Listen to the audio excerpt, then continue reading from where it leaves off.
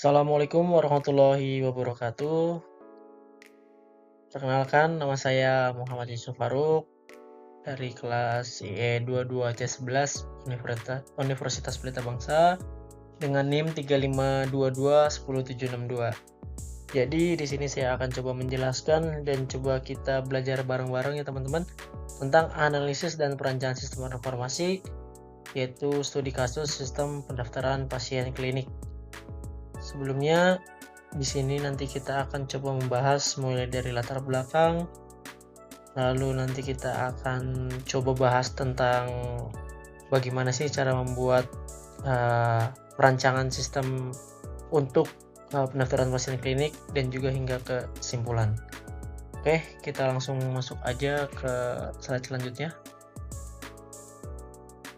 Nah, di sini ada latar belakang dan masalah sistem pendaftaran saat ini. Yang pertama, di sini waktu tunggu pasien itu cukup lama ya teman-teman.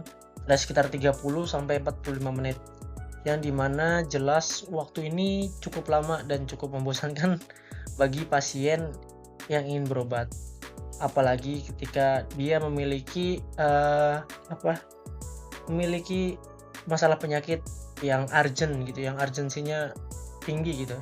Sedangkan mereka butuh waktu lebih cepat untuk ditangani. Selanjutnya yang kedua ada kesalahan data manual. Nah, biasanya yang belum terotomatisasi mereka itu masih menulis manual ya teman-teman. Jadi itu dimana kesalahan input data manualnya itu cukup tinggi, yaitu 15-20% per hari. Dan dimana nanti ditakutkan akan mempengaruhi akurasi rekam medis. Misalkan data saya dan teman-teman nantinya ada yang tertukar gitu, dan lain sebagainya. Lalu yang ketiga ada kapasitas terbatas, di mana penanganan pasien itu terbatas, itu 80 pasien per hari. Lalu ada manajemen dokumen fisik. Jadi yang dimana data-data manual ini otomatis kan harus ditulis ya teman-teman. Nah di situ nanti kan untuk rekam datanya mereka itu ya harus ditumpuk gitu. Entah itu di dalam lemari atau di dalam brankas atau seperti apa. Nah itu membutuhkan space yang lebih banyak. Dan begitu juga dengan waktu untuk nanti kita mengambil rekam medisnya. Misalkan teman-teman ingin berobat lagi, otomatis kan dokumen-dokumen itu bakal dicari ya. Yaitu membutuhkan waktu yang lebih lama. Nah, jadi kenapa sih sistem informasi ini, perancangan sistem informasi yang baru ini kita harus jalankan atau kita harus buat gitu.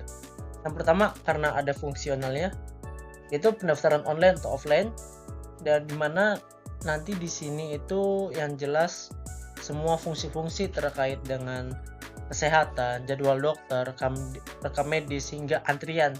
Jadi di sini teman-teman semuanya benar-benar otomatis dan sudah terdata oleh sistem.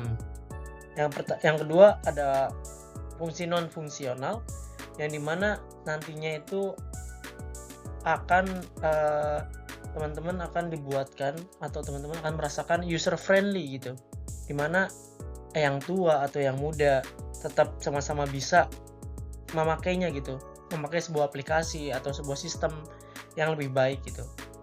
Yang kedua tentu aja harus aman, dimana data-data teman-teman ini nantinya akan harus dijamin secara aman dan tidak ada kebocoran data. Lalu ada juga scalable, dimana kalau yang awalnya tadi manual itu cuma 80% per hari, di sini kita bisa hingga 200 pasien lebih per harinya. Lalu ada kecepatan respon, dimana untuk kecepatan respon ini kita harapkan itu kurang dari 3 detik untuk setiap transaksi. Jadi teman-teman dari penulisan data diri hingga nanti teman-teman dapat jadwal dokter, yaitu kita bakal di bawah 3 detik gitu. Lalu yang keempat ada integrasi, yaitu dengan modul billing, apotek, dan laboratorium. Nah ini terkait dengan hasil rekam medis ya teman-teman, dimana nantinya itu semua itu saling berkesinambungan gitu atau saling nyambung. Nah di sini ada contoh desain sistem informasi pendaftaran yang diusulkan, yaitu pertama dia itu terhubung oleh satu server ya teman-teman. Nah di sini itu berbasis web 24/7, yaitu setiap hari ya, atau jadi dari pagi ke malam, pagi lagi. itu dengan database yang terpusat, misalkan dengan MySQL atau PostgreSQL gitu. Dengan modul utama meliputi pendaftaran, jadwal, rekam medis. Antara muka pengguna juga terdiri dari dashboard admin, pasien, aplikasi mobile, serta keamanan data itu dijamin dengan enkripsi, autentifikasi 2 faktor, dan juga log aktivitas pengguna. Jadi di sini semua itu harus berkesinambungan. Yang pertama itu yang jelas adanya harus dijaminnya keamanan, itu yang paling penting, karena di sini nanti teman-teman data-data teman-teman itu harus benar-benar diberikan kepada pihak klinik gitu.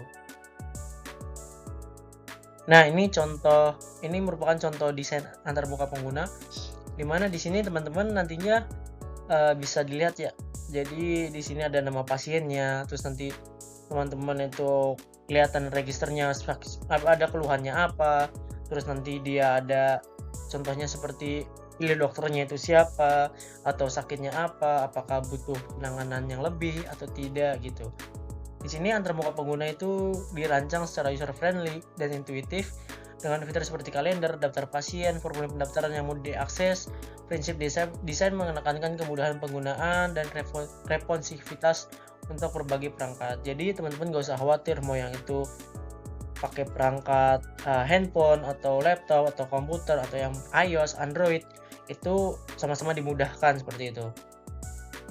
Nah, ini yang selanjutnya ada desain program, di mana proses bisnis ini akan diprogram dengan modularitas tinggi, menggunakan flowchart untuk menggambarkan alur logika sistem dari pendaftaran hingga pembayaran.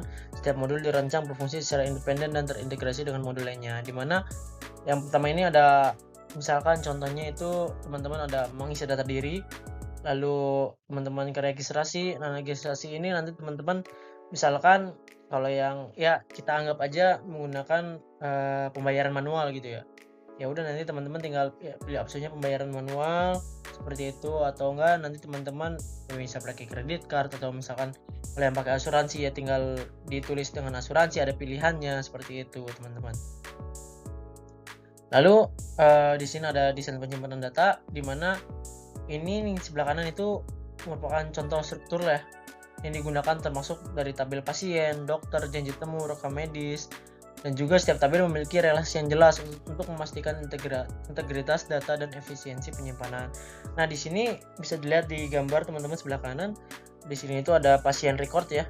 Nah, di sini itu ada yang buat database itu untuk nanti misalkan jumpa dokter, terus juga nanti ada record pasiennya, terus ada medical recordnya, terus nanti penanganannya seperti apa, atau obat yang sudah diberikan itu seperti apa, seperti itu.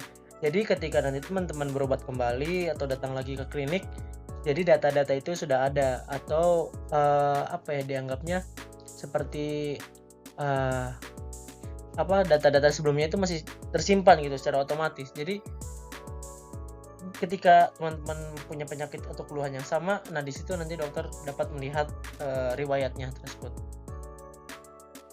Nah, jadi kesimpulannya yang didapat apa sih dari studi kasus ini? Itu pentingnya sistem informasi dalam meningkatkan efisiensi operasional klinik, di mana yang tadinya semuanya serba manual dan juga adanya antrian yang tidak maksimal gitu. Jadi setelah adanya sistem informasi ini atau adanya peningkatan secara otomatisasi ini, jadinya semua itu nyaman gitu. Jadi untuk pihak klinik juga mendapatkan keuntungan lebih, dan juga pasien itu tidak merasa dirinya itu menunggu terlalu lama atau tidak tertangani dengan cepat gitu dengan adanya serba otomatis ini. Lalu tantangannya apa? Yang pertama yang pasti itu tentang keamanan data pasien, dimana di sini data-data pasien ini harus dijamin ya teman-teman. Itu makanya adanya, kalau biasanya kita itu ada autentifikasi 2 faktor, kita harus misalkan selain password nanti kita ada buat kode-kode lainnya gitu. Lalu solusinya apa? Yaitu dengan penerapan protokol keamanan yang ketat, di mana semua data-data itu harus dijamin, tidak adanya kebocoran. Ya mungkin terima kasih dari saya, cukup sekian. Mohon maaf bila banyak kekurangan dan kesalahan.